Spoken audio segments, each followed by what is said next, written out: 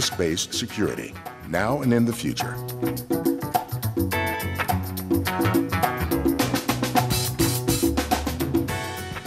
As the chairman of ALPA's Aviation Security Committee, I know firsthand that the aviation industry is still at risk from those who wish to do us harm. The question is, how do we identify the bad guys while still making travel as easy as possible for everyone else? Since 9/11, our association has championed the use of risk-based security to deter attacks. Industry and government have responded, and we now have a number of common sense programs and policies in place, including known crew member. We have also seen this approach on the passenger side with programs like PreCheck and Global Entry. Our first panel today will discuss where we're at with risk-based security and where we may be going in the future. I'm pleased to participate in this discussion, which will be monitored by Captain Shawn Cassidy, ALPA's first Vice President and National Safety Coordinator. I'll now turn it over to Captain Cassidy. So I'd like to welcome everybody, wish you all good morning, and also extend my greetings to the audience that's watching this presentation via webcast.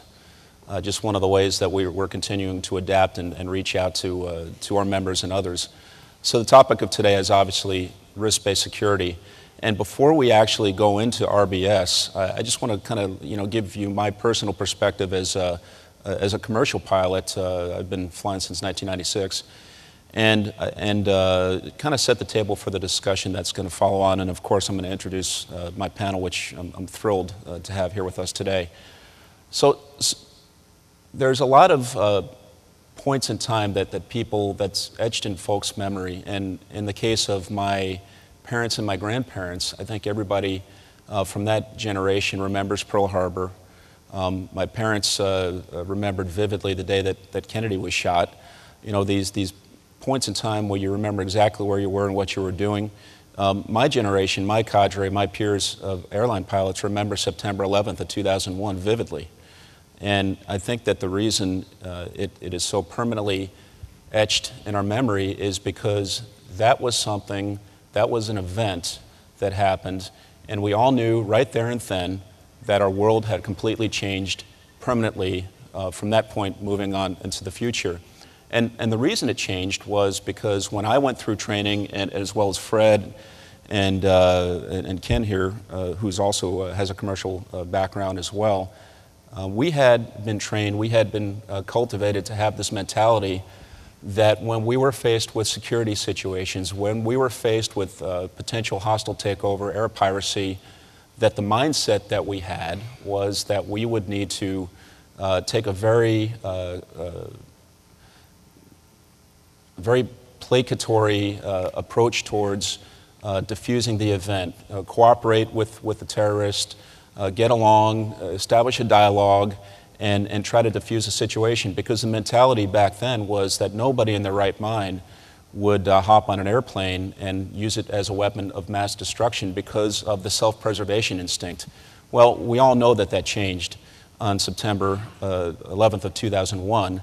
And so our mindset had to change. ALPA was very instrumental and very proactive back in the 60s of dealing with the security challenges of the time. We were early advocates for prescribed legislation, which led to screening tools, magnetron machines, airport screening devices, which primarily screen for objects.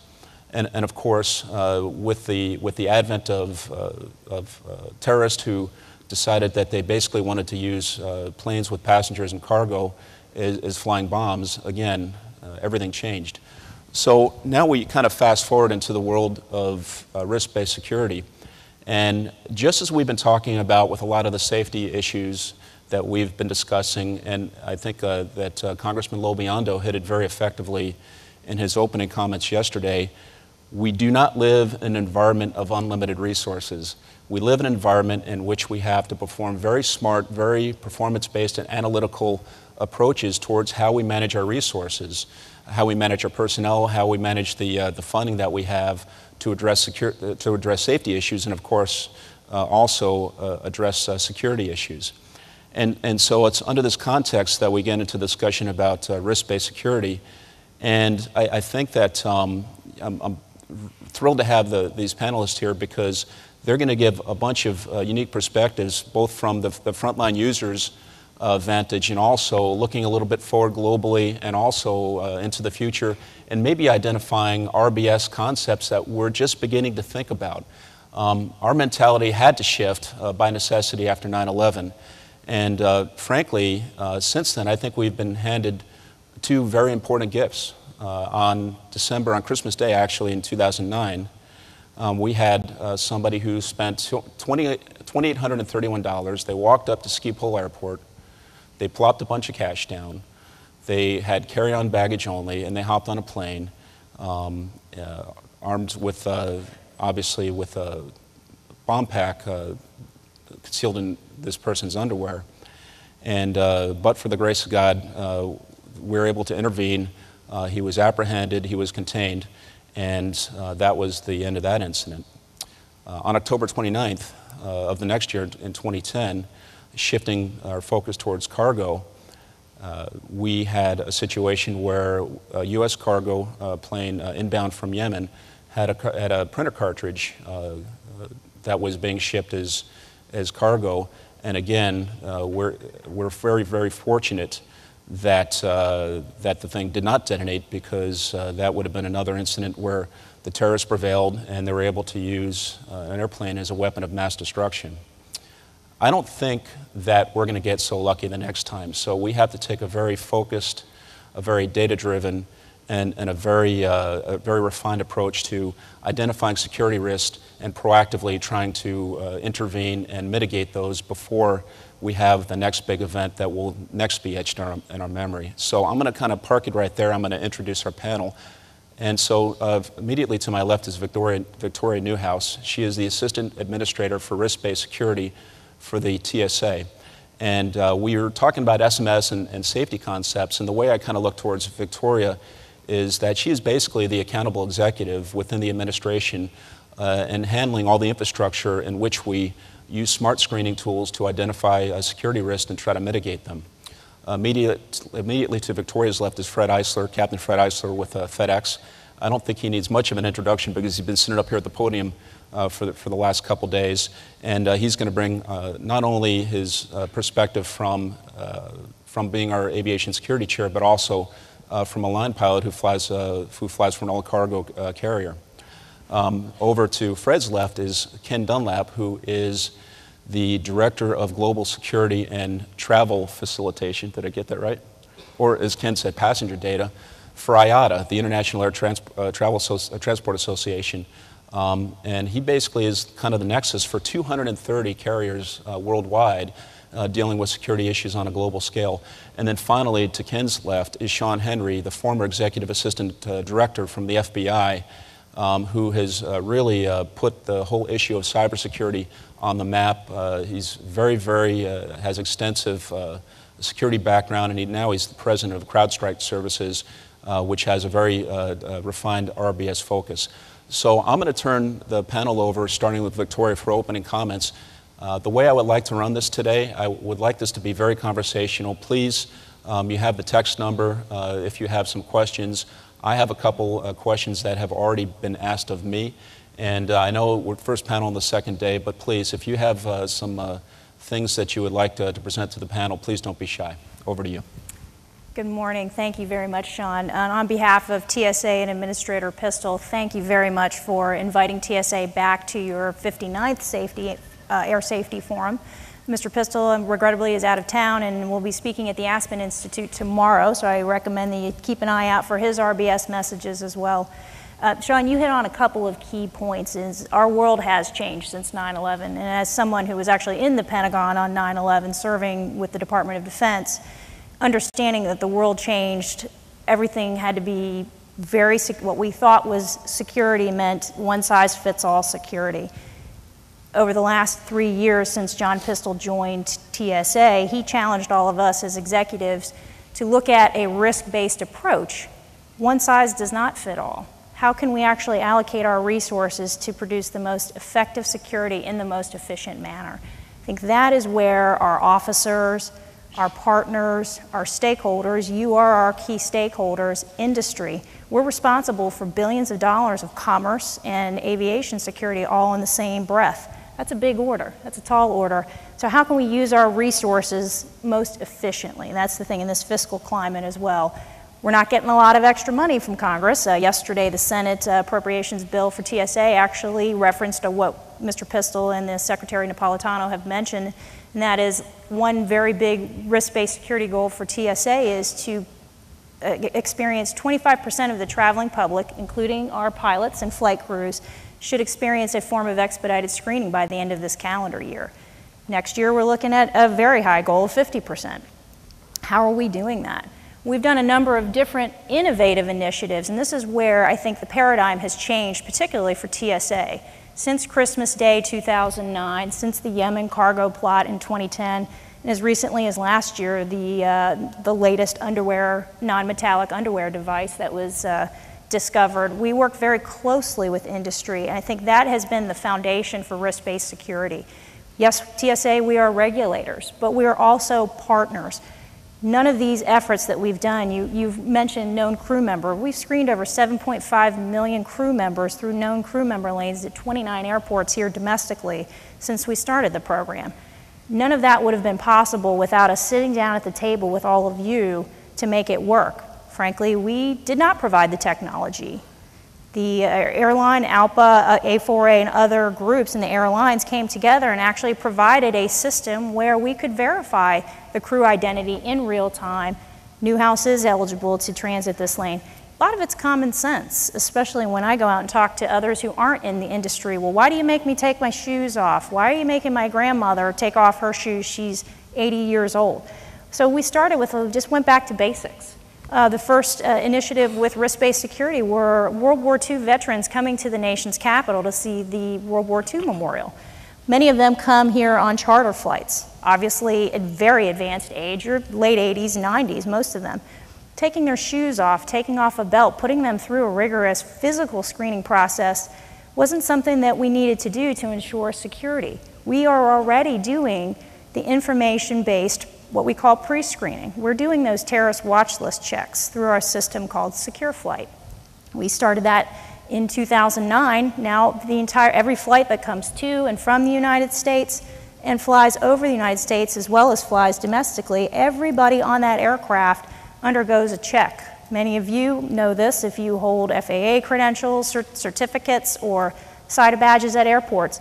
We also do background checks or vetting on over 14 million transportation workers every single day. So anybody that comes in contact with our transportation system, we know more about you. And that's also been a fundamental tenet of risk-based security. The more we know about the individual, the better we can assess their risk. And we were able to do that with programs like TSA PreCheck, to make sure that, well, okay, Newhouse, well, she's a member of Customs and Border Protection's Global Entry Program. I volunteered to provide a little bit more information to Global Entry. Why shouldn't I actually get that benefit at PreCheck? We're already doing the screening. So we partnered with our sister component. So many of these initiatives seem like common sense now, but when we started this back in late 2010 and 2011, putting the concepts together, this was a real challenge to change the paradigm, and particularly for also our workforce, because the workforce was used to screening everyone to the same level. Didn't matter if they knew them, if it was a parent, a grandparent, a neighbor, a small community, they know everybody. We were telling them to do one-size-fits-all screening, and it just doesn't make sense in this resource-constrained environment as well. So I think that's the key message is, we're also all about improving the passenger experience along with security. And I mentioned commerce plus security. We want to be enablers. We want to make this a positive experience. And I think that has also been a very positive driver for us. And frankly, in the history of TSA, I don't think we've experienced a situation where Congress, obviously TSA, DHS, the administration, and the traveling public, all three agree on more risk-based security approaches to many areas. Passenger travel is the most visible. We mentioned cargo in our international operations. All of this is also founded in the philosophy that we also share information with our stakeholders, with our partners, both within the government and externally. All of this really couldn't be possible without that information sharing philosophy, and I think too our international partners as well as our law enforcement and intelligence community partners really help us focus those resources on those, the higher risk or the unknown risk. And as one of my colleagues likes to say, it's not about looking for the needle in the haystack, it's moving the haystack out of the way so the unknowns or the high risk are exposed. And frankly, we're good at finding the high risk, the watch listed travelers. We know who they are. We want to get to the unknowns. In the meantime, we also want to put the resources toward those individuals while letting really a majority of the traveling public experience what we call a low risk expedited screening experience. So with that, I'll turn it over to Fred, and I'm happy to answer questions and give you a lot more fun facts and statistics about some of our accomplishments together as partners. Well, Victoria, thank you so very much for that. I'm just listening to your presentation as I'm going through some of the prepared remarks that I had, and I find that there's going to be a lot of overlap. And you've been thinking about my presentation, going, okay, well, that's bad for me right now. But in actuality, it's good because as we sit and we have the government side with expressing some thoughts, I'd like to share some pretty similar thoughts from industry. But I come right to the conclusion that the key for our success in the future going forward is through relationships and working together and bringing all of our assets together, which you've just talked about. You're kind of going off my play sheet here, but as you think about the key with risk-based security, I think it's 2 points. One, we realize that we have finite assets. And the concept of, hey, we're going to test and we're going to scan everyone just doesn't work. It's an unrealistic thing. But for somebody in a leadership position to say, yes, but that's a safe thing, I can make that decision and say, we're just going to check everything and nobody can question my validity of being secure. Well, in today's world, that's a poor decision. And I'd like to take the opportunity, at least on ALPA's behalf, to thank Mr. Pistol and the TSA for taking that change in paradigm to say, hey, we have limited resources. We're going to, essentially, as you said, we're going to move, we're going to try something new. We're going to move the haystack, and hopefully the needles will pop out. Realizing that we're not looking to eliminate risks, we're looking to mitigate risks. And, a definition I had, what exactly is risk-based security? Essentially, it's, using finite resources to implement efficient, effective, and sustainable aviation strategies while facilitating the movement of people and goods. That right there encompasses what we need to do, and how we need to do it is working together. And one of the key things that we look at is measuring risk. Well, measuring risk, you have to look at three things: threat, vulnerabilities, and consequences. You can have threats out there, but with no vulnerabilities, consequences are pretty low. And you can flip that around, and if you have a big vulnerability, but the threat doesn't exist, again, the consequences are low. But you're not going to eliminate 100% of the things that are out there. And for someone to step up and go, you know what, we're going to take that risk, and we're going to find out what's best for industry. Because if we shut down our commerce, or we make it so that our way of life is impeded, whether it's moving people or moving goods, the bad guys win that venue.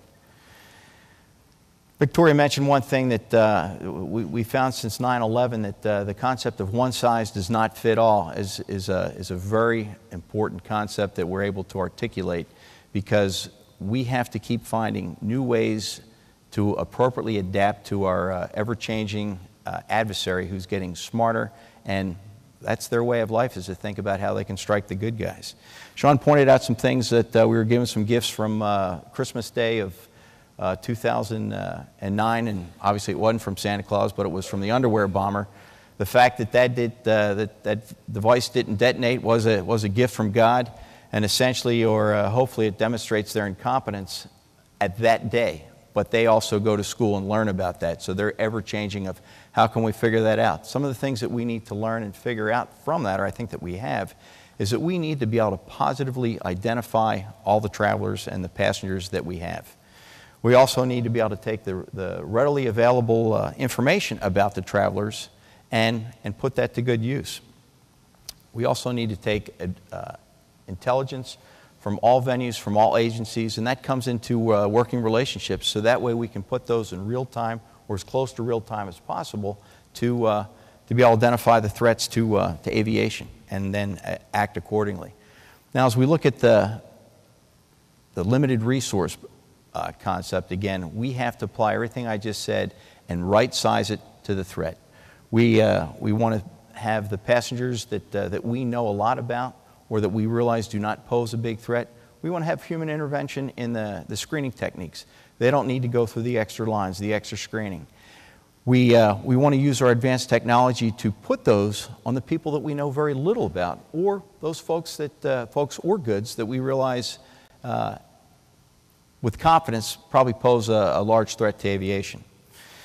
Something interesting, at least from ALPA's point of view, right after the underwear bomber, Christmas Day 2009, ALPA stood up in industry and said, you know, we need to investigate this concept of risk-based security.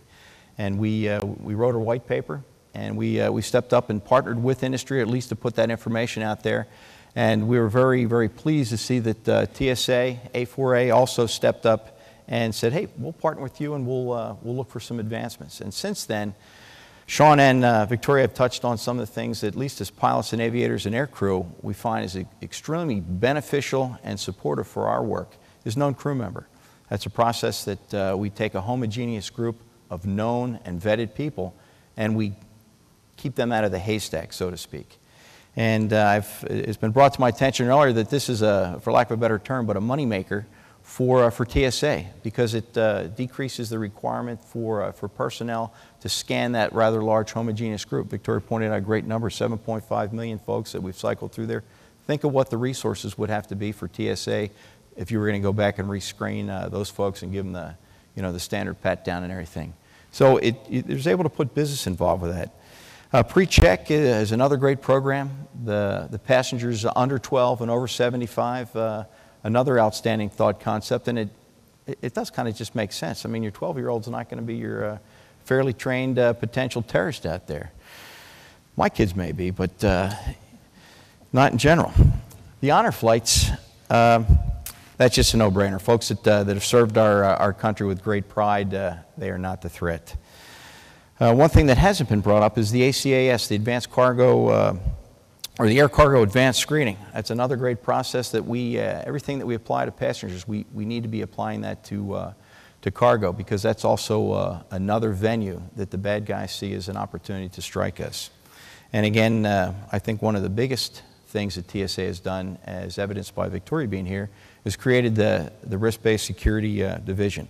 And that is the stepping stone and the portal to working together, to bringing the resources from industry and government together. Some of the things that, again, Shawn had touched on, but our goal is to take and draw our intelligence and all the available information to separate the known from the unknown, and then also to identify those folks or goods or locations from where shippers are going to come from that we are fairly confident will pose a very strong threat to aviation. We also have to realize that we want to take the advancements in technology and be able to harness them to give flexibility to protecting our commerce. But also we have to realize that with those sophisticated technologies, again, limited resources, we need to make the decision to apply those to the folks where we find that we know the least about and also that think that is the strongest threat. The vast majority of folks that travel through our airports today, and also the goods that are being transported, do not need to be subjected to the most detailed scrutinies. Just because 9/11 occurred, that doesn't mean that all the good folks out there just decided to be bad folks. Well, conversely, the bad folks didn't turn into good folks either. So, the ability to make that decision of segregating and separating the folks using the risk-based concept is what's important and what's going to carry us through. The keys in closing and talking specifically about the risk-based security is technology is not the be-all, end-all for the solution. You have to have humans integrated in that the screening process, and also we have programs that are successful. Well, let's get more of those. Let's get more of those programs, expand the use of those things.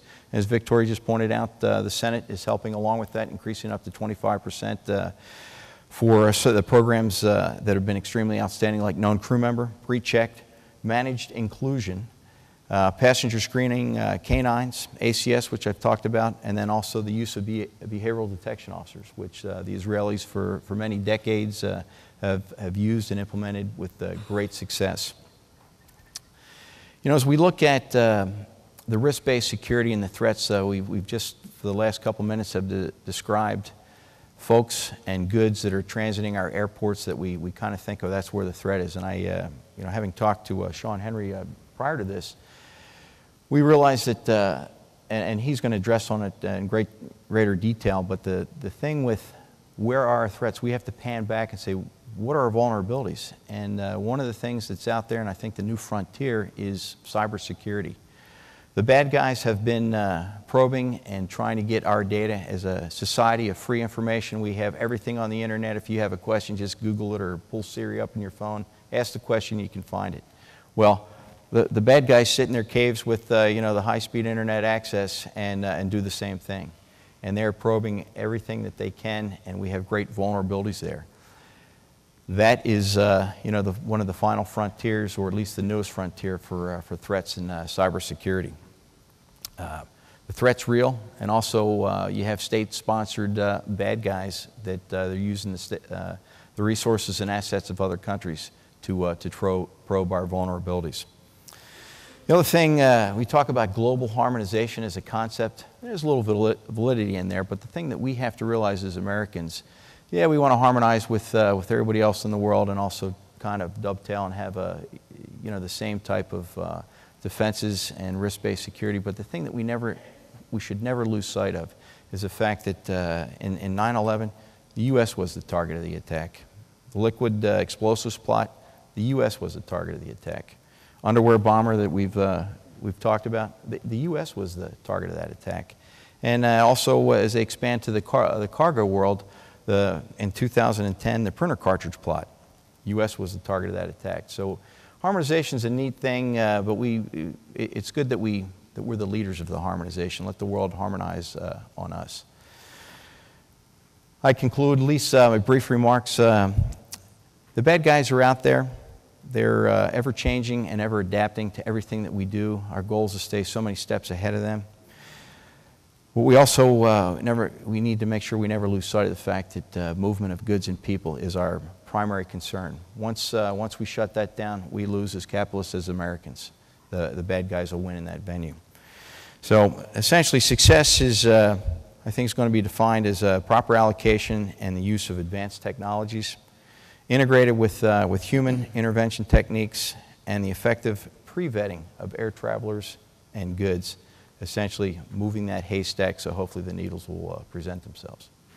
Shawn? You know, one of the things that I was kind of thinking about when you're talking about all the different means by which we try to screen not only for objects but also for hostile intent, behavioral detection officers was the one that I kind of just landed on when you're talking, Fred. And we were having a little bit of sidebar before we came into the conference here. I was talking with Victoria. And how many behavioral detection officers do you think we have in the Pilots Association? My answer is 50,000. Because, you know, much like when we're pre-flighting an aircraft, when we first learn how to pre-flight an aircraft, we know how long the strut should be extended, we know what the tire pressure should be, we know, you know, the basic pre-flight things. But once you kind of hit a cadence, once you get some experience, you just kind of know when something's not right on site. And that's really why it's so important, and I'm so gratified that Victoria kind of hit that emphasis point, and then Fred kind of took that home, is that it's the way that we help advance security issues is not all about boxes, it's not all about equipment, it's not all about data exclusively, it's about all of those things together along with the human element. So I'm going to kind of kick over to Ken and go with your introductory comments and kind of you know, explaining how RBS looks on a global scale. Thank you very much, Shawn. It is very much a pleasure to be here, and it's really good to be back with so many old friends. For those of you who don't know me, I actually started with ALPA in security over a decade ago.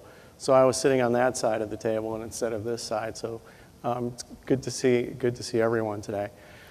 Shawn, you asked me to talk a little bit about risk-based security and look at the future. And one of the things that I'm happy I was able to do today is bring my crystal ball. And that crystal ball actually is tuned towards some science fact and not science fiction. And I'd like to tell you a little bit about what we've been working on over the last several years at IATA. Now, I think I'd like to couch the remainder of my comments in maybe a little bit of discussion, first off, of what are the goals of risk-based security as we see it. And essentially there are three. One, in fact, is to strengthen security. We've heard this on the panel before and in other forums. The threats to aviation are becoming, we're seeing newer ones, we're seeing more novel threats, we're seeing classes of explosives that we haven't had to deal with before. And what we really need to do is future-proof our security system so it can be adaptable. Risk-based security allows you to do that. Next, as Fred pointed out, we have a persistent enemy. We will not wake up one day and suddenly find out that aviation is no longer a target. That's not going to happen. So we need to be prepared for a marathon and not a sprint when we talk about risk-based security. Next, we have to look at increasing the operational efficiency of our security systems. We have some incredibly talented people who are security practitioners, and they need to have the tools that can help them adapt to future changes and do their jobs better. The manufacturing community is really giving us some incredible tools when it comes to detection equipment, and we need to use those efficiently. And finally, what we need to do is we need to change the regulatory mindset, and I'm glad to hear what Victoria has said, because for so long we've had a mindset that has been about prescription and telling us how to do something, in what way we need to do it, in using a certain type of equipment for a certain type of detection. But what we need to do is change our mindset to outcome-focused regulation. We need to say, what is the thing that we really want to accomplish, and then allow the security practitioners within certain guidelines to figure out how to achieve that outcome. And the example that we've used is, if it's important to keep a bomb off an airplane, it shouldn't matter whether or not you do that using a dog, using multi-million-dollar equipment, or maybe doing it the old-fashioned way, using a person. So we have to have the flexibility out there, but again, within certain guidelines. And I'd like to acknowledge the UK DFT for starting down the road of actually trying to come up with a security outcome-focused mindset for their regulation. And we think at IATA that that has great promise. And finally, we need to improve the passenger experience. Aviation is a wonderful thing, and I think that's why all of us are involved in it. It brings people together. It brings cultures together. It allows us to experience more of this great world that we have. And frankly, we need to have a public that is confident in what we're doing. We need to have employees that are confident about the security system we have, and that enhances security. And the bottom line is we don't want people taking boats, we don't want people on trains, and we don't want people taking trucks when they can get into some of our wonderful aircraft flown by some incredibly talented crews and travel across the planet. That being said, I need to talk a little bit about what risk-based security is not. Risk-based security is not about making your life easier. It's about confronting some really difficult challenges that are there. And it's not about figuring out how you can avoid regulation. Regulation is part of what we need to do. It's what keeps us honest in how we do things. And we can't use risk-based security as a substitute for saying, wow, thank goodness I don't have that regulation to pay attention to anymore. So it's more difficult than what it seems, and it gives us more responsibilities than what we think we have going into it. Now, IATA has been working a little bit on risk-based security. And we've done that, and this is where I open up the crystal ball, on a program that we call Checkpoint of the Future. And Checkpoint of the Future tries to take a look at where we need to bring our passenger checkpoints by the year 2020. And what we've done is we put together with about 110 experts from academia, from the airlines, from product manufacturers. And we put together a blueprint that consists of a vision that runs from 2014 to 2017 to 2020 to get us that risk-based checkpoint.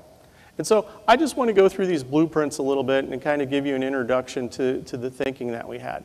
But what I want to do first is you know, I'm a big believer in this program.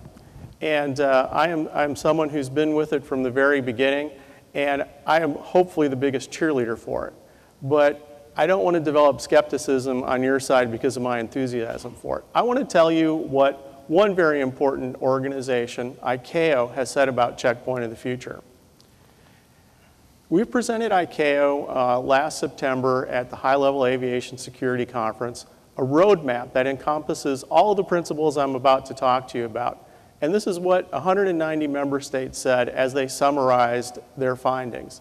They said, we've created a valuable tool to be considered by member states for the development of new passenger screening processes.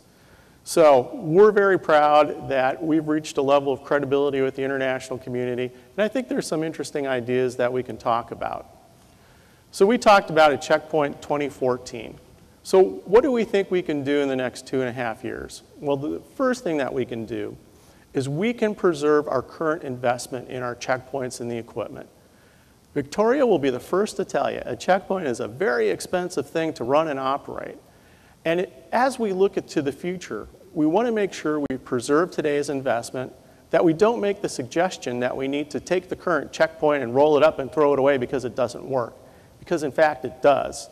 But I think we all have to acknowledge that the functionality of today's checkpoint is nearing the natural end of its life cycle, and we need to move ahead to the future.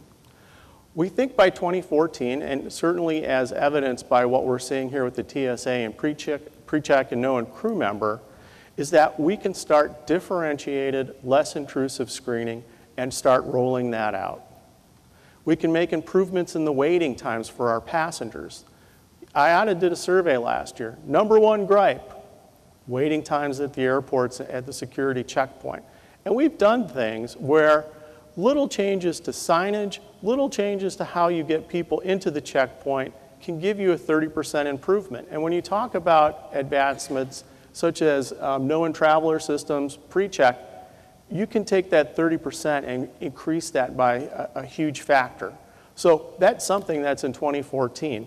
Along with improvements in the technology. So we think that we can do different things with liquid and gel detection. We know that we can do things with better staff allocation and asset utilization. We can go from having random security measures to measures that are more targeted. And also, we can take security scanners and put them in as a secondary measure. Now, if you're in the United States, the one thing you're going to say is, well, we have security scanners as primary screening. Well, we do, but we're trying to put this together for a global audience that may not have security scanners. So we think that the logical way to put them into a checkpoint is to put them in as secondary screening and work them to primary screening. But that's part of our blueprint. Now we can move ahead to what we think can be done in 2017. And the number one thing that we need to aim for is taking the 25 known traveler systems that are out there. So just as we have pre-check here, we have Global Entry, we have Nexus, we have Sentry. Other countries have these programs as well. There's Privium in the Netherlands, there's Paraf in France. And if we have many populations of pre-screened travelers, it makes no sense to do anything other than integrate the advantages of sharing these programs and the benefits of these programs with passengers to increase the number of people that can benefit through programs like a pre-check or like a known traveler screening. We can bring data to the checkpoints. Right now, if you're coming into this country, all of your passenger data collected through an API system or a PNR system is going to be used to make decisions about you on entering the country. And it seems to us that if we're using this information at the end of the journey, we need to use it at the beginning of the journey at the security checkpoint. And when you bring that data that's already legally being collected, that already confirms to the many privacy rules that are out there in terms of national legislation, it can come to the security checkpoint as well. So we need to focus on that, and we think this is the time frame where we can accrue benefits. Then what we need to do is we need to start using biometrics. So right now, we have passenger data that's existing in our reservation systems and all the departure control systems, but that's really never married up to an individual. But we think that biometrics employed for purposes of credential authentication, boarding pass checking, can be a benefit at the security checkpoint. Behavior observation was mentioned earlier today. Certainly, there's physical behavior observation, where you have a well-trained behavior detection officer making certain judgments. But if we look at the trajectory of technology, we think that there are going to be automated ways to bring behavior detection to the checkpoints. And finally, I think what we want to do is come up with ways to eliminate the amount of divesting we're doing. So instead of having one population, which here in the US would be the known traveler, not needing to remove their watches, their belts, and their shoes, we think we can bring that to the general population. We think that ATR can be more fully deployed and bring additional capabilities. We think that passengers and their bags can be matched up at the security checkpoint. I mean, how many times have we been in line where we've heard, bag check on line 3, the line comes to a complete stop, and then we hear, whose bag is that? Well, in a couple of years, we can end that. And finally, we can come up with some advanced detection capabilities and better algorithms for lag screening, so you can leave a large quantity of liquids and gels and aerosols and computers in your bag at the same time. But all of this is really leading to a vision for 2020.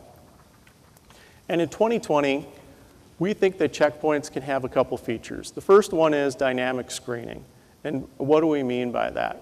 Well, where you have one checkpoint and one line that adapts to the passenger that presents themselves. So at one point, the checkpoint might be tuned for a low-risk known traveler. At another time, the checkpoint might be tuned for a high-risk traveler. And then it might be tuned for everybody else. But that'll be a seamless and transparent process. So you won't have red lights flashing saying you are a selectee. We think that we can do that respecting the privacy of the people who rely on our checkpoints, but also giving them a really good experience. We really believe that standoff screening is a possibility. So now instead of standing in a security scanner and reaching a pose, that a lot of that will be able to be done as a person is in motion. Now they're not going to be able to drag their bags behind them. We thought 3 years ago that was a possibility, but the technology is not heading that way. But certainly, a passenger walking through a checkpoint, not breaking their stride, using the capabilities of biometrics can create a really great experience for our passenger. Now, the things that I'm talking about is not pie in the sky. IATA is actually starting to test many of these components. We started last year in 2012, and one of the first trials we had was biometric identification of a passenger that presents themselves against the machine-readable document that they might have. So at both Heathrow and Amsterdam, we were using passports. And then we tried something different. We said, well, if we can do this at one kiosk, can we share this information among several kiosks? Can we actually share this information to a reader at a checkpoint? And the answer is, yes, you can do that. We went to Schiphol and we worked with our great partners over there, and we looked at different algorithms so you could leave everything in your bag along with your liquids and gels. That science, as Victoria will tell you, is going to need a little bit more work, so no promises there. But the point being, in 2013, IATA is taking 10 out of the 12 components of this roadmap, sponsoring testing across the globe, so that by the time 2014 rolls around, we will have retained 2 airports to build the 2014 checkpoint in the future. And then by 2014, we'll have the 2017 set, and then by the time 2020 comes up, we'll have that seamless passenger experience. So I think the future of risk-based security is incredibly bright. There's some incredible things going on right now. And as Fred pointed out, one of the challenges is to make sure that we don't develop 25 different systems. But I think if we use ICAO and we use that organization, we align trading partners who have a great interest either in transatlantic or trans-Pacific travel to actually offer these kind of experiences, we'll have a good chance to make things a whole lot better. And again, this system right now, it works well. But let's all sit back and say, we need to do some things different to future-proof our security checkpoints, to future-proof how we think about security. So Shawn, that's the crystal ball. Well, you did a very nice, amazing Karnak impersonation. I gotta compliment you on that. And that's a perfect focus point for today, because you deal with 230 carriers worldwide, and again, risk-based, using smart technologies, smart screening tools, but most importantly, a more harmonized approach towards screening methods, because those folks that fly into the U.S., we have no idea often what their point of origin is, and we do not have the resources, both in North America and also globally, to take this balkanized approach where we have one method over here and another method over there. And I think that's a perfect demonstration of where the equipment, where the technology pairs up with the data management and with the intelligence. So I'm going to shift over here to Shawn, but before I do so, for those of you who attended the luncheon yesterday where we had Jim Williams, the FAA person in charge of UAS integration, something that I hadn't really thought about as much is he said, look, we're transitioning in aviation from the advent of planes that are mechanically controlled either through wiring linkages, fly-by-wire technology, or direct mechanical linkages, but now we're transitioning to planes that are flown by data transmission, remotely, of course. And that's something that kind of hit me profoundly, because I hadn't really thought about it in those terms until I got to thinking a little bit more about the implications of cyber, of disruptive technologies, of acts of hostile intent that are focused on disrupting that data stream. A little bit closer to home, basically the U.S. North American airline industry, we're responsible for about $1.3 trillion worth of revenue generation, 10 million jobs. We move about 60 to 70 million passengers every single month through our airports in North America. And you don't necessarily have to have something that results in a hull loss to create significant and lasting damage to our infrastructure and our industry. And so I'm going to kind of use that as a segue right into Shawn's presentation, and I'm thrilled that you're here, and I think this is a topic that we're going to be talking about for a long time to come. Well, thanks, Shawn. I appreciate that, and I really appreciate the opportunity to be here.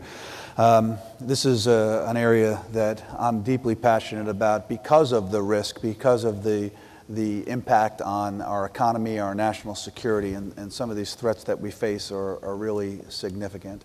So I spent 24 years in the FBI. I retired last year as Executive Assistant Director, where I had responsibility for all the FBI's cyber operations worldwide, as well as a host of other things. But I also have been involved pretty heavily in the U.S. government's policy and strategy as it relates to cyber. And I think that the most important thing for us to realize right at its base is really what this threat is. And Fred's point about threat or risk equaling threat times vulnerability times consequences is apropos, because it's exactly what we do on the cyber side. How do we assess the risks, and how do we determine, with all the noise out there, what's the highest priority and what must we address first? Because from the cyber perspective, we certainly have limited resources as well, and we must focus on the most significant risks. All industries right now are being targeted by a number of different adversary groups, which I'll talk about. But these groups are targeting infrastructure that is inherently insecure.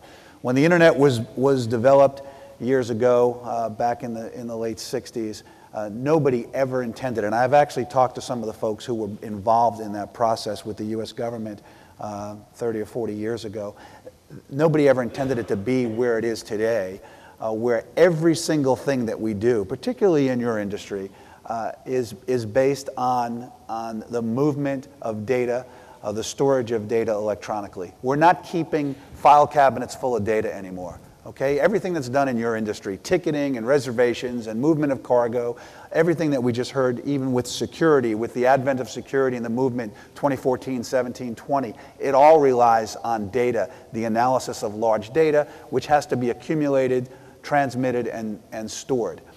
Our adversaries know where our vulnerabilities are, and they are seeking out very aggressively to disrupt our way of life through attacks that are moving into the technology field, and not necessarily away from kinetic today, but certainly looking for how they can have the greatest impact.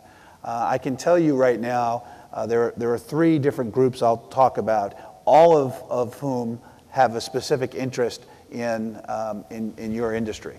We know that adversaries are targeting the retail sector, financial services sector, communications, but they're looking at transportation and aviation specifically because of some of the reasons that we've talked about here from the traditional security perspective.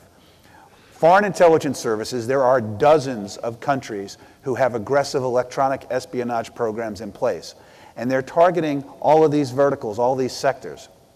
They're looking for information in aviation particularly. They're looking for the next generation technology capabilities, the developments, so that they can steal that data and inform their own industries for a competitive advantage against the United States. They're looking from a military perspective so that they can have a competitive advantage, looking at advanced weapon systems, looking at electronics and the like. They're looking at intellectual property, research and development, corporate strategies. They're looking for personally identifiable information, some of these organizations. And again, they're seeking them out across broad verticals in every single sector. Organized crime groups are seeking out information that they can steal, that they can turn into they can monetize, they can turn into actual cash, looking at passenger information, for example, looking at usernames and passwords for access into other databases, into other networks. But the group that I'm most concerned about, particularly as it relates to your industry, well, each of these groups that I've talked about, foreign intelligence services and organized crime groups, certainly are a threat. I look at the group that, from a physical perspective, this sector is most concerned about, which are terrorist organizations. And I can tell you that there are right now groups that are advocating for what they call electronic jihad, and they are talking about how they can impact Western society by attacking critical infrastructure, and the same way they did by flying planes into buildings 11 years ago. And there are videos out where they're asking people to step up, support the cause, use your technical skills to target the West where they're most vulnerable. And I don't see many industries at more risk than your industry. Certainly they're looking at financial services sector and other sectors as well. But your entire industry is tied to technology. You're flying giant computers. And the concerns should be substantial and significant. Oftentimes, I talk about remote access where people are hacking into computers to steal data electronically.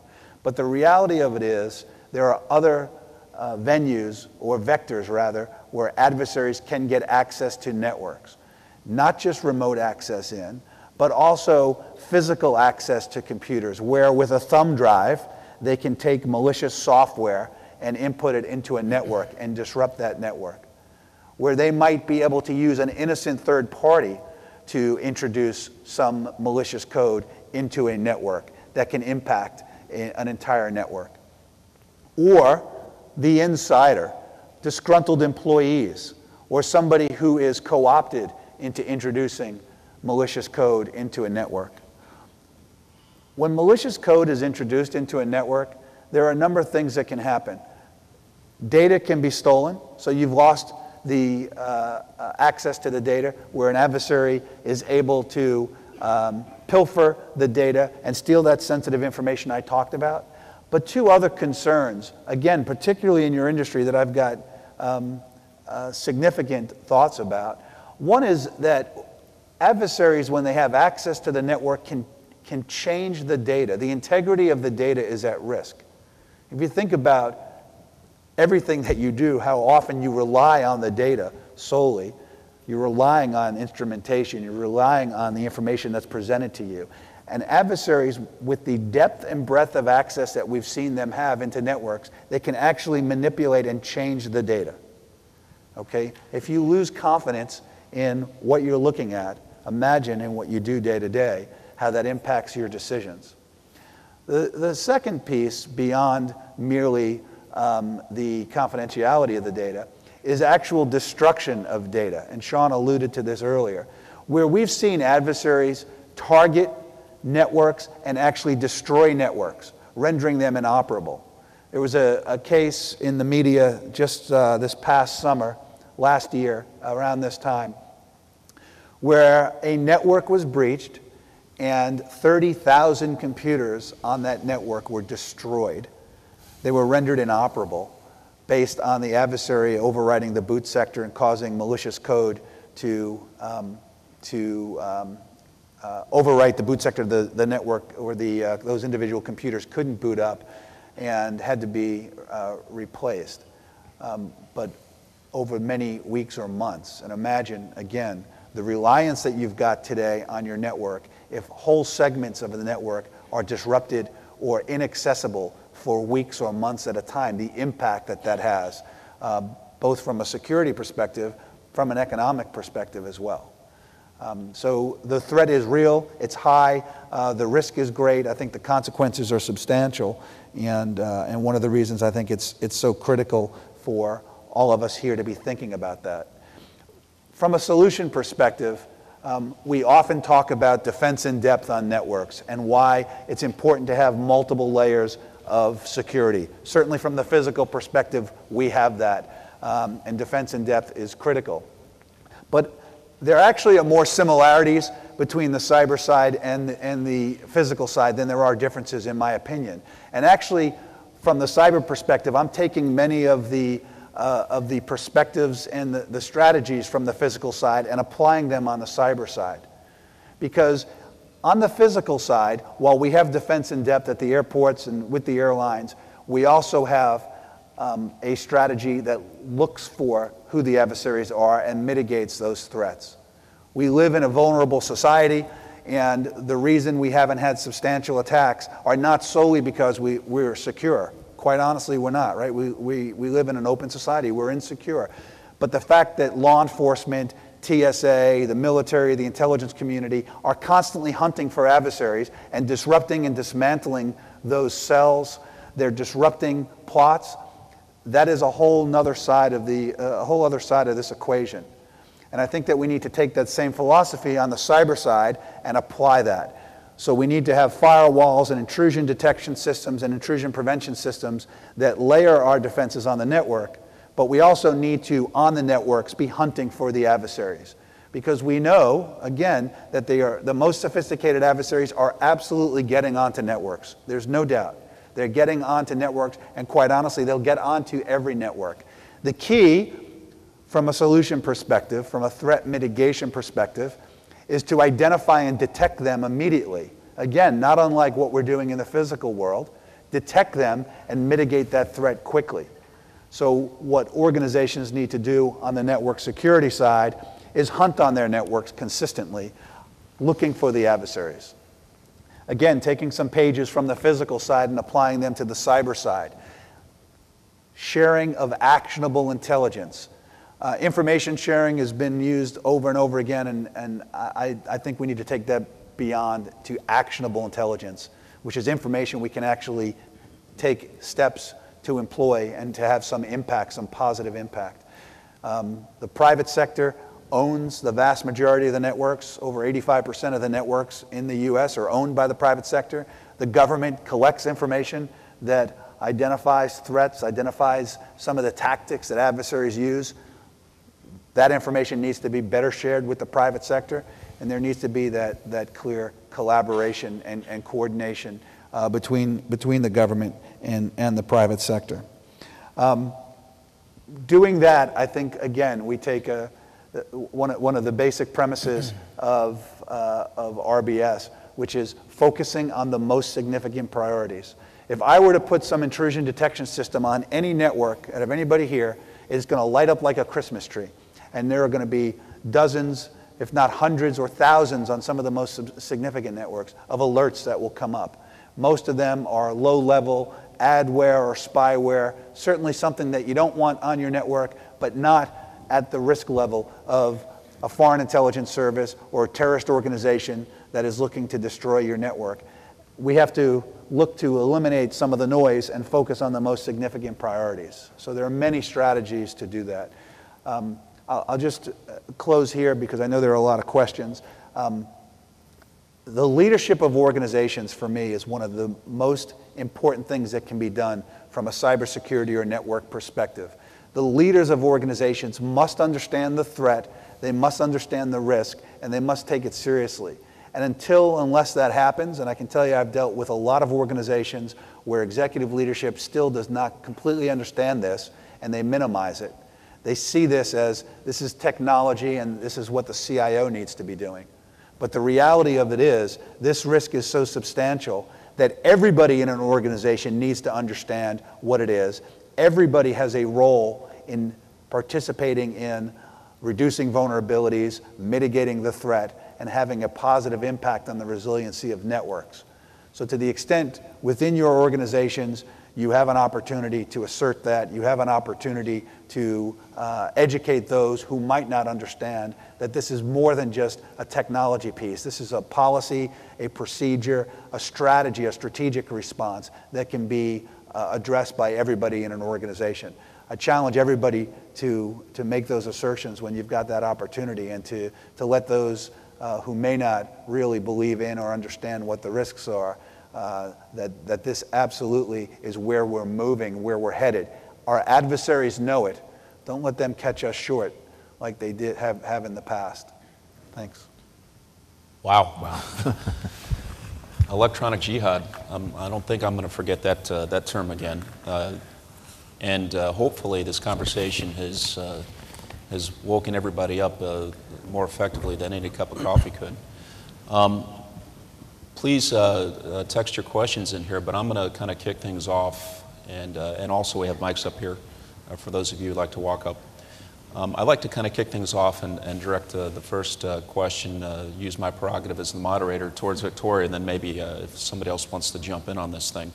And first of all, I'm very thankful for the relationship that has been brokered between the Airline Pilot Association and TSA, especially with the leadership shown by Administrator Pistol. And one of the things that needs to be done to kind of cultivate trust in all these systems is that our members basically ask us, well, can we get a little bit of a peek behind the curtain with regards to risk-based security? And by that I mean, okay, so we participate in all these stakeholder groups, we go to these meetings, and the administration comes in and says, hey, we're going to do this program or that program, but trust us. It's data-driven, there's a sound methodology behind it. But by its very nature, when you're dealing with security issues, there's a level of discretion that has to be exercised. There's sensitivity to the handling of the information, because you don't play poker with your cards face up. You certainly wouldn't handle RBS issues in that manner either. But nevertheless, there's this issue of kind of developing trust, developing buy-in, developing engagement. So how do you kind of crack that nut with regard to having enough of a exchange, enough interaction, but not so much though that it undermines the whole system? Well, that's a great point. It is a tough nut to crack, and I think that's something that we experience even internally in TSA. When we shifted from a one-size-fits-all model, our workforce, they were petrified. If I make a mistake, I'm an officer, I make a mistake, I don't find something, could that mean catastrophe? Not just my job is at stake, but does that mean an aircraft comes down because I didn't see this? So really trying to give the why. Why is it that we're doing this? To some degree, yes, we can't talk about the specific security sensitive type information, but we want to try to give as much information to give that confidence. The fact that we have a system like, for instance, Secure Flight. Secure Flight, that's publicly known. We actually do the watch list matching process. It formerly was done by the airlines. We're not going to be able to tell you everything about that system, but there is a system in place that can actually look at and compare the terror watch list that the United States government maintains to compare the information, basically using 3 pieces of information. So it's just using a name, your date of birth and gender, and if you're traveling internationally, your passport. That's it. Because being mindful of privacy and civil liberties, that's also another consideration that we take into our equations. So really trying to share is giving the threat information. Shawn talked a lot about threat information from the cyber perspective.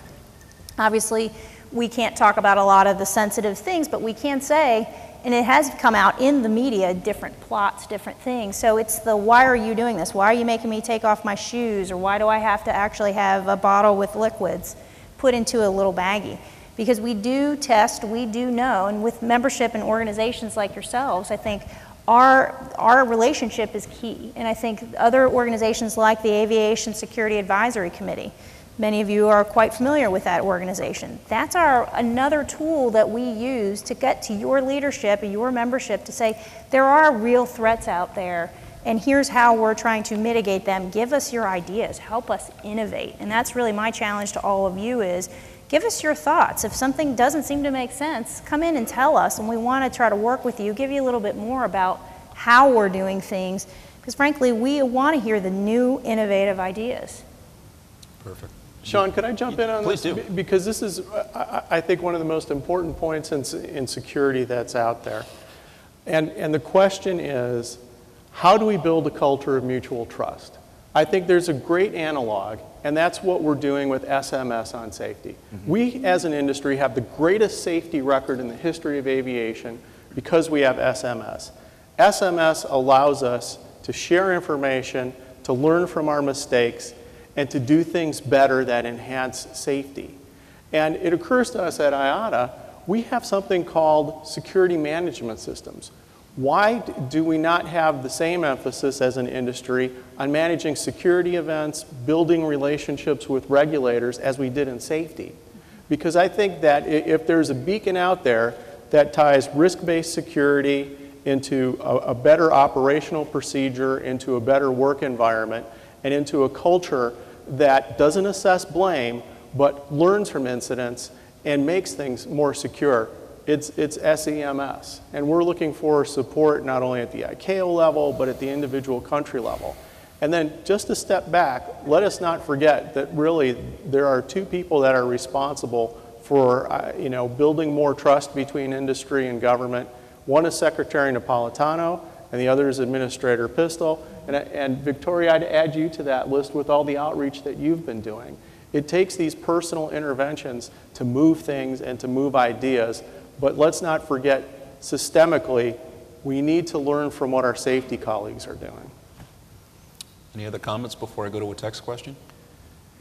Just one thing, Shawn, as we compare safety and security, I think we need to be mindful of the fact that in the safety world, the enemy is a very static type of thing, whether it's fatigue or a procedure. You crack the code on the procedure and you go, okay, that problem's solved. You got to get so much sleep or whatever. In the security world, not so quickly. Once you figure out the bad guys out there and you come up with a procedure or program to thwart that, well, be careful what's coming up tomorrow, because he's also going to school to learn. It's a very interactive type of thing. We talk about trust and building relationships between two groups.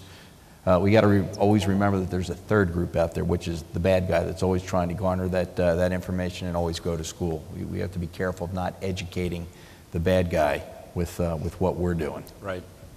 Yeah, I keep on hearing terms like adaptive and flexible and everything else, and we have to basically outpace the folks that are trying to learn from our vulnerabilities, the hackers, the folks who are doing physically coming up to our properties and trying to piggyback through access doors at airports and the like. So that's a great point, Fred. Is that Joan? Yes. Hi. Hi. Joan Lowy, I'm a reporter with the Associated Press, and I was wondering if I could ask Ms. Newhouse a question. I was wondering if you could address privacy of people who are in programs like the Travelers and PreCheck. You're trying to expand this program, many, many more travelers. And correct me if I'm wrong, are you also looking for more parameters of information and to involve private contractors? We've heard from Mr. Henry about all the bad guys out there trying to get this information. How Mr. Dunlap has mentioned that not only are we looking to expand these systems, but also to maybe share them with other countries and their programs. So if there's all this more data on so many more people being shared all around, how do you protect the privacy of all those people in there? That's a great question, and that's something that's at the heart of all of our risk-based activities that I had mentioned. And I've come out of both the intelligence and privacy world. Seems a bit like an oxymoron, but that's actually made me well suited for this job, because we have to look at are we collecting additional information? Right now, for anyone who flies, we encounter 1.8 million people at our checkpoints every day. We actually check them against watch lists. We can do that with minimal information, with the name, the date of birth, and the gender. For majority of the traveling public, we don't actually keep that information. We can only legally keep it for up to 7 days. So we were most efficient in designing secure flight to make sure that we could do our job efficiently without putting the data out there for vulnerability. Now with programs like PreCheck, that's why we were looking at where are the sources, where are the resources where the United States government is already doing, say, a background check or a security clearance. We don't collect all of the security clearance information on Victoria and Newhouse, but the fact that I have a certain level of security clearance, we work with those agencies who have those employees. For instance, the Director of National Intelligence and TSA Administrator Pistol signed an agreement to look at that. We spend billions of dollars a year doing checks on federal employees alone. So looking at that without actually us taking in that information, but working together to get that assurance that yes, Newhouse is still a valid clearance holder. We do it today with the Department of Defense. At 10 locations around the country, 10 airports, we actually have common access card readers where the DoD actually gave us a system. We put in those 10 checkpoints for the individual service member to place their card into the reader. That actually reader links back real time to DoD systems. So that eliminates the need for TSA to collect that information, but it also allows our servicemen and women to utilize expedited screening. We entrust them with the nation's security. They put their lives on the line every day, much like the flight crews do every day. It's analogous to the known crew member program in my mind, and we're working with DoD to actually take away that physical card reader and actually have a way to ping back to their systems to do what we call a list-based solution. So DoD, men and women, service members, over 3.1 million DoD employees will soon become eligible to participate in PreCheck at all 40 locations without having to do a card or collect information. That's where the technology and our capacity to do those checks has really given us this opportunity to not just look at the high-risk matching, but also identifying our low-risk travelers. With respect to the information, I think you're referring to a request for information and proposals that we put out earlier this year for the private sector to bring us any proposed ideas and solutions to see is there some way, something out in the private sector that could be utilized to assess risk. We don't know everything there is to know, obviously, and this is why we look within the United States government, but we're also looking to industry to see if there are other capabilities out there that exist to adequately and to a high degree of security help us assess risk. Right now, we had requested white papers due at the beginning of April, and we're evaluating them. That's where we are. We haven't taken any steps to implement or test at this point because we are looking at considerations. Will it work? Do any of these organizations have viable proposals? What are the privacy aspects of this? Because we know that, A, we frankly don't want to ingest a bunch of additional data, but if we have a program like Global Entry, and honestly we are looking at a program Administrator Pistol has said is Global Entry Light for a domestic traveler who wants to join a Trusted Traveler program similar to Global Entry, Nexus, and Sentry. If that individual wants to volunteer to give us just a little more information to do those perpetual background checks, to give them that choice to do that, that's another way that we're mindful of privacy and we're very open with how we use that data. Privacy impact assessments are available on the web, on the DHS Privacy Office website. We have other governing documents, Privacy Act systems of records notices, other ways we try to tell the public this is all we're doing, this is what we're doing with your information. I think that has been a key, is communicating what we're doing and sometimes what we're not doing to the public and being very clear about it. Thank you. Ken? And I would just like to answer part of the question you didn't ask, because I think it's important to understand what are our passengers saying. You know, these are the people that are impacted by the privacy aspects of all this data being collected.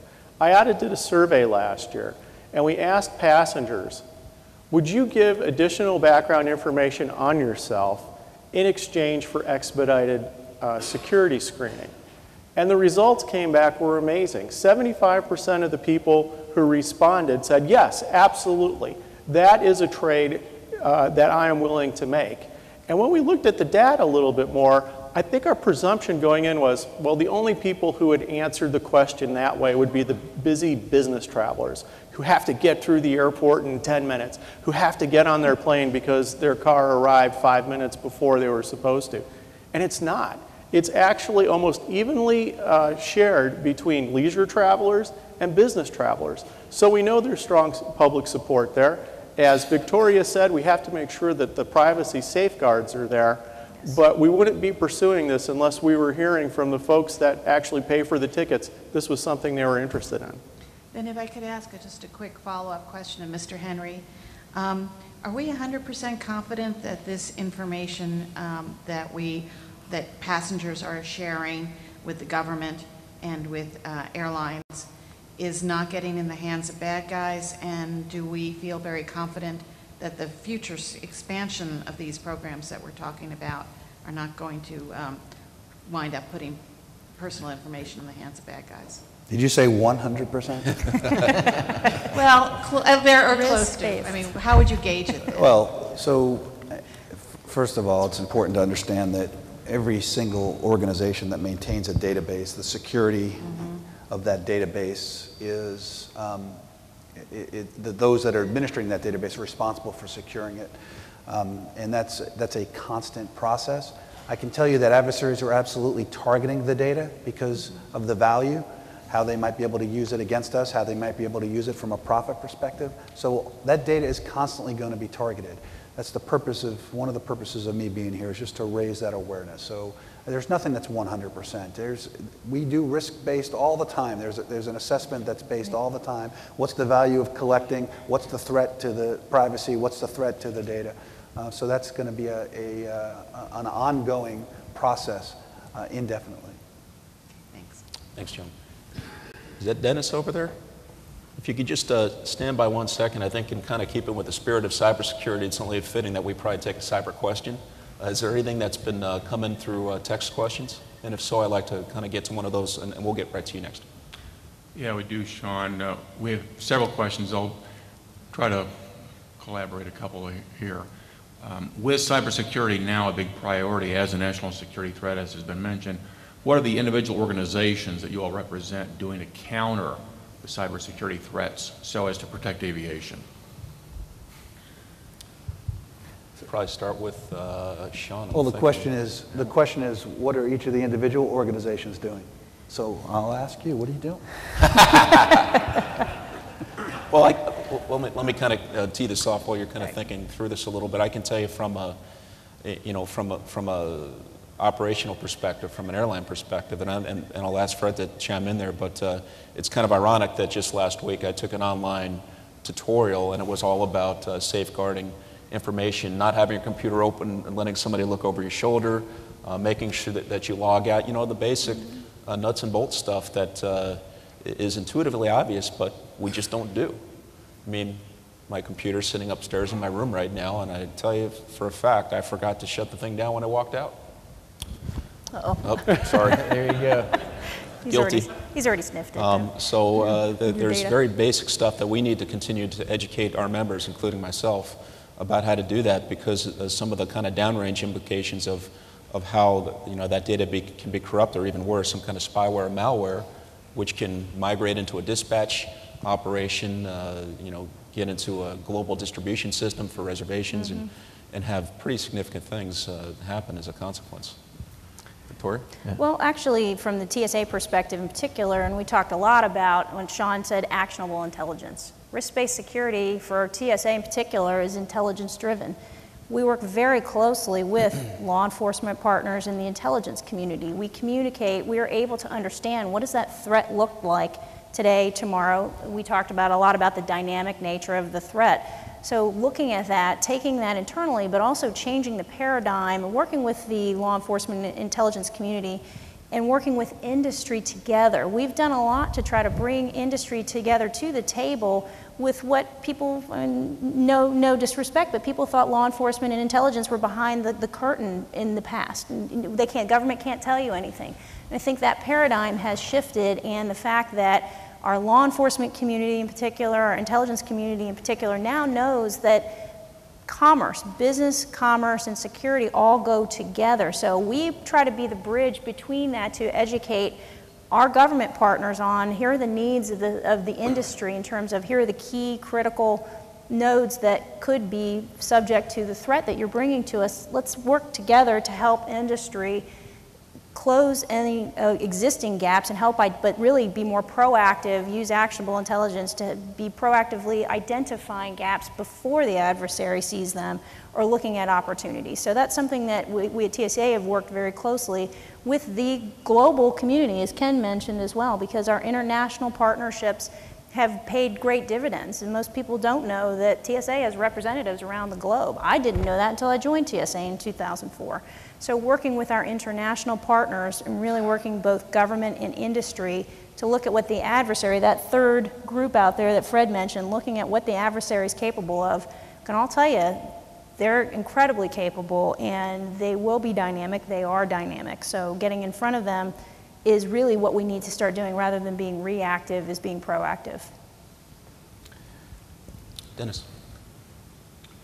Well, this is more a question about the cyber business from a fellow that barely can turn on the computer. So, Shawn, as we see these aircraft all becoming internet equipped, basically from takeoff to touchdown, looking towards electronic flight bag developments and the interrelationship with the fly-by-wire technology. Is there an ongoing effort within the aviation development community and organizations like yours to harden these systems in the initial development process? Well, we could tell you the answer, but then we'd have to kill you afterwards. So, let me. It's kind of a tough thing to address because we're kind of jumping from cyber security issues into equipage and technology and aircraft design. But I can tell you from kind of relating the technical work that we do, I know that some of our volunteers here who are getting into PEDs, getting into electronic magnetic interference issues, and have been involved in evaluating some of the repercussions. Fortunately, right now, the types of systems that are being used, for internet access and whatnot, are not presenting any kind of a current threat to the aircraft design, but it's something that we're always going to be mindful of. I just thought I'd kind of jump in there because of the fact that I am aware of the concerns, and I know it's something that we're actively engaged on. Is there anybody that wants to add to that before we get to the next question? It was a little bit more aircraft equipment. I'd say from the manufacturer's perspective, and again, all organizations that are in that vertical certainly should be aware of this issue now. I've had many discussions both while in the FBI and since I've been out of the FBI with major organizations, manufacturers and the like. They understand the threat. They understand that this is a constant assessment. They've got to constantly monitor and evaluate these processes. But to them, they also know, I think, that the risk to them is, I've called this an existential threat for some organizations. We've seen organizations that have been put out of business because they've been breached. These organizations recognize that the susceptibility that they have, the vulnerability that they have, if they're not attentive, that the impact for them is substantial. So, Captain Heppner, I'm going to give you the honor of having the final question because we just have about another minute before we have to wrap the panel up. Okay, well, it's Captain Pierce, not Captain. I'm sorry, I thought I said Pierce. Did I say Heppner? I'm sorry.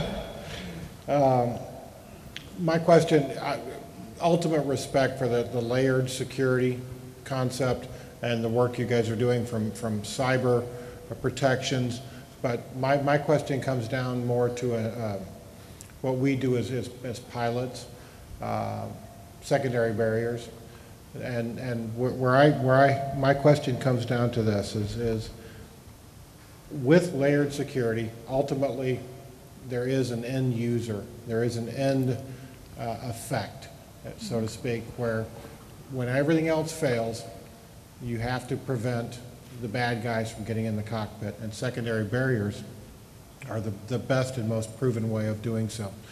What is the panel's thoughts on the legislation that ALPA has proposed, or that ALPA has supported in terms of mandating that all new aircraft come equipped with secondary barriers, factory installed?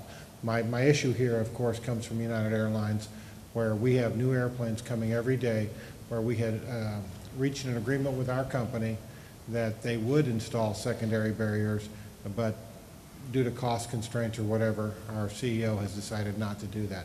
Secondary barriers, in our opinion, are the last and final and best layer of security mandated, or that should be mandated for cockpit security. And I'm just curious what the panel thinks on that issue. Thank you. We have about one more minute for this panel before we have to close things up, but I would like to see if we can kind of get a quick answer to the question about secondary barriers. The challenge, of course, is this whole panel we're talking about risk-based security and the multiple layers of objects and items that can help to enhance security through physical barriers, reinforced doors, and of course secondary barriers. Something that gives an added layer of security. Especially for the times that the fortified flight deck door is open. That the whole prospect of legislating it is one of the venues in which we can try to have those devices mandated, as opposed to have it done on a voluntary basis by the industry. But there's also another venue, and again, that's to leverage the relationships that we have with the regulators, with the manufacturers, and try to demonstrate that there's a business case to be made for these as well, in addition to a security case. That's kind of the best way I can think to kind of get you a fairly comprehensive answer to a tough question as we're kind of wrapping stuff up. Does anybody else want to comment before a quick closing comment? Yeah, because we're about 2 minutes over right now. No time pressure. So let me say from an airline perspective, having been there on the front lines, if this were September 12, 2001, I don't think that there would be any question that we needed secondary barriers. In fact, the airline I worked for, we were some of the first people to put together secondary barrier ideas because it needed to be done. But I think you have to ask yourself the question, and it's part of risk-based security, is what has changed since then? Well, we have armored cockpit doors, we have armed pilots, we have federal air marshals, we have a revamped security checkpoint, and in fact, we have a new common strategy. So 5 incredibly significant things have changed since those first conversations were held on September 12th and the week after 9/11 that I think we have to answer first. And I think before you go down the road of saying, this has to be mandated on new airplanes, this has to be mandated in terms of retrofit, I would really suggest we have to take a look at security systemically. If we are going to add a new layer, what benefits do we get from that new layer? And more importantly, what have we just made obsolete? Because in the current security paradigm we have, we're just putting layer on top of layer on top of layer. And that's not making anybody's life any more secure or, I would say, any easier. So if we can get back and look at secondary barriers within that context, how they fit within the system, and then take a look at design, because the design question hasn't been answered fully yet. What do they look like? What color are they painted? What should they be made out of? Then I think you can ask the question, can you support the legislation? Can you not? But I think it's a really good example of something that needs a little bit more research, and then we can make those decisions.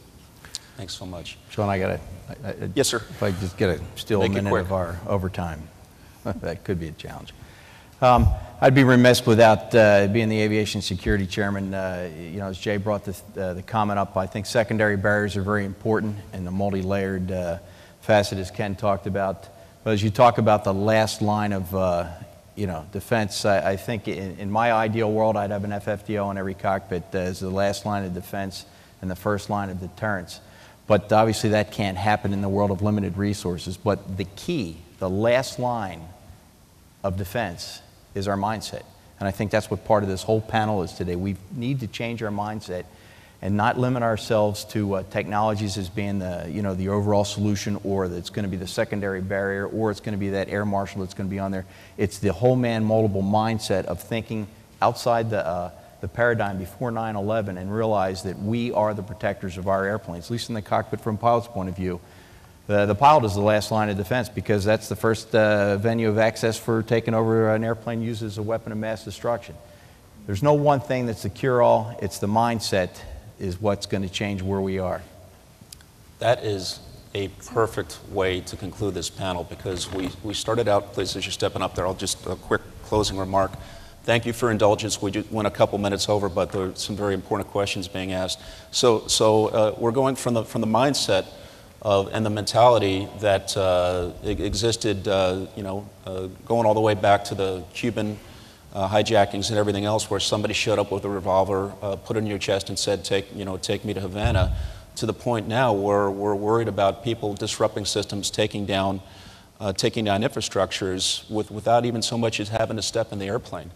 Risk-based security is something that is going to be a central tool that we need to continue to deploy. We need to continue to adapt. We need to continue to make sure that we apply that same level of flexibility and proactiveness, looking forward, in order to make sure that we still continue to have the safest and most secure infrastructure in transportation. Thank you so much to everybody for the panel. Hopefully the audience here and in the cyber world out there found this very interesting, and I look forward to our next panels. Thank you. Shawn.